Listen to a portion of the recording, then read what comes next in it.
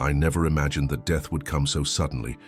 One moment I was gripping the steering wheel, the rain pounding against my windshield like 1,000 tiny fists. The next, I was weightless, suspended in an eerie silence that felt both infinite and instantaneous. I should start from the beginning. My name is David Carter, and if you had asked me about God a few years ago, I would have given you a skeptical smile. Faith was a relic of the past, something my grandmother used to cling to when life got too hard. But me, I was a man of reason, a journalist, a seeker of facts. That night, I had just finished a heated conversation with my best friend Malik. We always debated religion, but this time it had gotten personal. He accused me of ignoring my roots, of turning my back on the spirituality that ran through our ancestors' blood. "You're blind, David," he had said, his voice thick with frustration. "You're out here chasing truth, but you refuse to see the truth that's been in front of you all along." I scoffed, shaking my head as I stepped out into the storm. Truth isn't some mystical force, Malik. It's cold. It's hard. It's proven with evidence. He grabbed my arm before I could walk away. "Then what happens when you die, huh? What happens when you leave this body?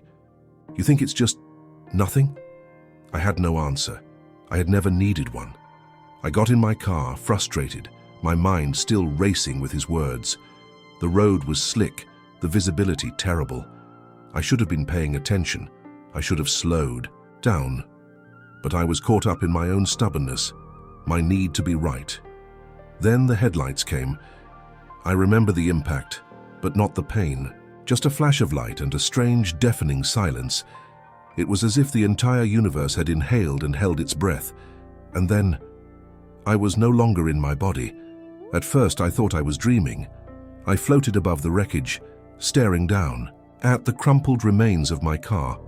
My body was slumped over the steering wheel, blood trickling down my forehead. The rain continued to fall, but I couldn't feel it. I couldn't feel anything. A cold panic gripped me. Was this real? Was I dead? I tried to move to call out, but my voice was gone, my hands, my feet. None of it felt like mine anymore. And then the darkness came. Not just any darkness.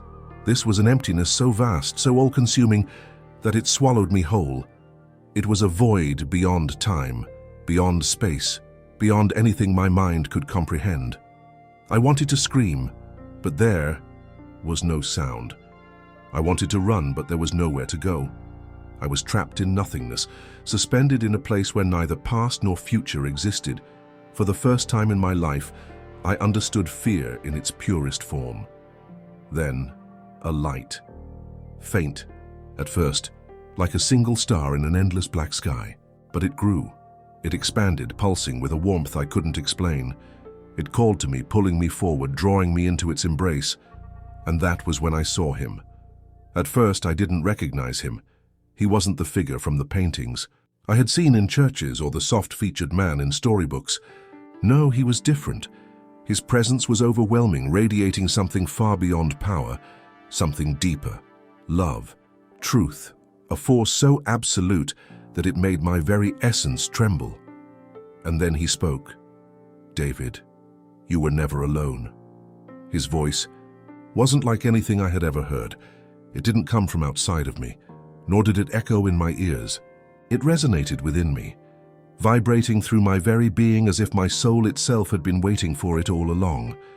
I wanted to speak, but my thoughts felt exposed, like he already knew everything I could ever say. "Where am I?" I finally managed to ask, though my lips never moved.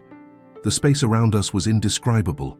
There were no walls, no floor, no sky, just endless golden light that seemed to shift and pulse like it was alive. It wasn't harsh or blinding, but warm, embracing me in a way that made every worry, every fear fade into insignificance. "You are where you have always been," he said. "But now, you see." I didn't understand. How could I be somewhere I had always been? I was dead, wasn't I? I looked down at myself and realized I wasn't wearing anything, yet I felt no shame. My body, it wasn't really a body at all. It was light, just like everything around me. Then I looked at him. His face, I had expected something familiar, something that fit the depictions I had always seen. But he wasn't the pale, soft-featured figure of Western paintings. No, his skin was deep, rich, dark, like the earth itself, like the roots of an ancient tree. His hair coiled thick and strong like the crowns of my ancestors, and his eyes, they held galaxies. A sudden rush of emotion overwhelmed me. This was Jesus, and he didn't look anything like I had been taught. I felt ashamed, not because of his appearance, but because of my ignorance. I had spent years dismissing faith, rejecting the stories, the histories, the beliefs of my own people. And yet, here he was. "Why do you look like this?" I asked, the question slipping out before I could stop it. A gentle smile curved his lips. "Because this is who I have always been." My mind swirled with confusion. I thought of Malik's words. How I had ignored the truth, how I had refused to see what had been in front of me all along. "David," Jesus continued, stepping closer, "do you know who you are?" I frowned. I'm just a man." His gaze was infinite, piercing through every layer of my soul. "You are more than that. You are a son of kings, of prophets, of a lineage that carries the breath of the divine."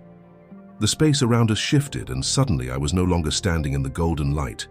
I was in Africa. Not the Africa I had seen in textbooks or on charity commercials, the land of suffering and struggle. No, this was something else. This was a land of splendor, of towering temples carved from stone, of people adorned in gold and brilliant fabrics, of knowledge and power that stretched across the ages. I watched as men and women who looked like me studied the stars, mapped the heavens, wrote scriptures on ancient scrolls.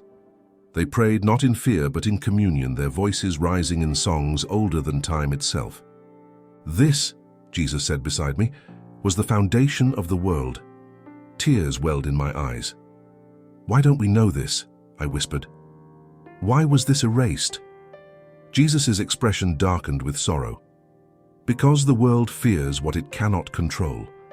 And the truth, David, the truth is that your people have always carried the divine within them, but that power was stolen, hidden, rewritten." A deep pain settled in my chest. My whole life I had been taught a different version of history, one where my ancestors were only slaves, only victims, only the oppressed. But here, in this place, I saw the truth. "We were never meant to be broken," I murmured, realization dawning on me. Jesus nodded. "You were meant to lead." The vision changed again. Now I saw the horrors of history: chains, whips, stolen names, stolen faith. The forced erasure of identity, of knowledge, of connection to the divine. My stomach churned as I watched generations suffer under lies designed to keep them small, to keep them from remembering who they were. And yet, even in the darkest of times, the spirit never broke. The songs never stopped. The prayers never ceased. I turned to Jesus, my voice trembling. "So, what now? What am I supposed to do with this?" His gaze softened, and he placed a hand over my chest. Instantly, a warmth spread through me, one that was not just heat, but knowledge, understanding. "You must wake up," he said, "and you must remind them." Wake up. The words rang in my soul like an unshakable command. But how could I? How could I go back after seeing all of this, after knowing the truth? I looked at Jesus, my mind racing. If I go back, will I remember all of this? Will they believe me? His eyes held infinite wisdom, but also something I hadn't expected: sadness. Not all will believe. Some will reject the truth because it threatens the world they know. But that does not change what is real. I felt something shift inside. Me, a pull, a weight, like I was being drawn away from this place. My heart clenched. "No," I whispered, stepping back. "I don't want to go back. Not to that world. Not when I finally understand." The golden light around us flickered. The visions of my ancestors, of our lost history, of all that had been stolen, it was all beginning to fade. "You must," Jesus said gently. "Your mission is not finished." I clenched my fists. "What mission? What am I supposed to do? I'm just one man." Jesus stepped closer, his presence radiating something more than love, something more than power. It was certainty. "You are not just one man," he said. "You are the voice of many. You carry their stories, their wisdom, their strength. It is time for you to speak." The pull grew stronger. I could feel myself being dragged away, back toward the world I had left behind. A cold panic gripped me. "What if I forget?" I asked desperately. "What if I wake up and all of this, you, the truth, what if it fades?" Jesus placed his hand on my chest once more. "You will not forget," he said, "because the truth is already inside you. It always has been." A burst of light exploded around me, then darkness. The first thing I felt was pain, a sharp, searing pain that shot through my ribs as I gasped for air. My lungs burned as if they had been empty for hours. My ears rang with the sound of voices, frantic movements, machines beeping. I was back. The fluorescent lights above me felt harsh, almost intrusive. The sterile scent of the hospital filled my nostrils. My body was heavy, broken, aching. "He's awake!" someone shouted. Within seconds, nurses and doctors were surrounding me, checking my vitals, speaking words I couldn't process. My mind was somewhere else, still caught in the space between here and there. Then I saw him. Malik. He stood at the edge of the room, eyes wide with disbelief, hands pressed together as if he were holding in a prayer. "David." His voice cracked. Tears burned behind my eyes as I struggled to speak. "Malik, I saw him." He rushed to my side, gripping my hand as if making sure I was real. "You saw who?" I swallowed hard, my throat raw, my voice barely above a whisper. "Jesus!" Malik's breath caught, his hands trembled. "And?" A tear slipped down my cheek. "He was nothing like I thought." Silence stretched between us. The weight of what I had seen, of what I now knew, was too much to put into words. But one thing was clear. I couldn't stay silent. I had to tell the world.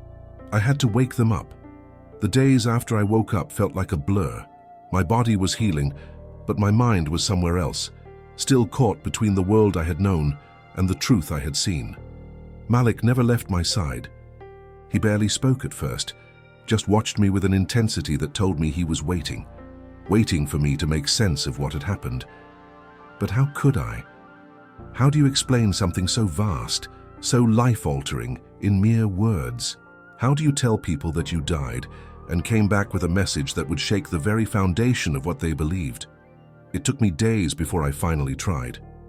Sitting up in my hospital bed, I looked at Malik, the friend who had spent years trying to get me to see what I had refused to acknowledge. "You were right," I said, my voice still weak. He frowned. "About what?" "Everything."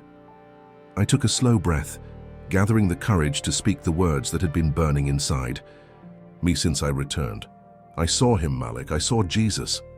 His expression didn't change. If anything, he looked expectant, like he already knew.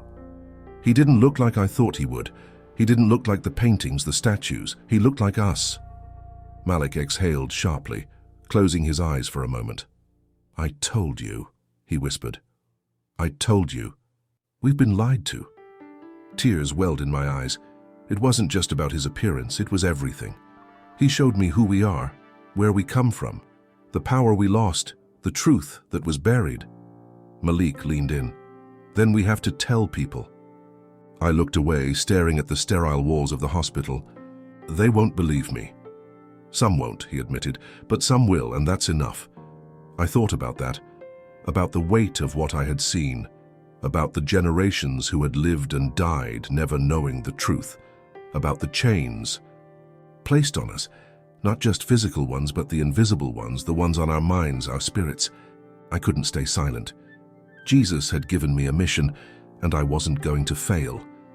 A few weeks later, I sat in front of a camera for the first time. The red recording light blinked at me, waiting. My heart pounded, but I took a breath and began. "My name is David Carter," I said, looking straight into the lens. "And I died." I paused, letting the weight of my words settle. But what I saw on the other side changed everything. I leaned forward, my hands clasped together. They don't want you to know the truth. They don't want you to remember who you are, but it's time. I swallowed hard, my next words barely a whisper. It's time to wake up.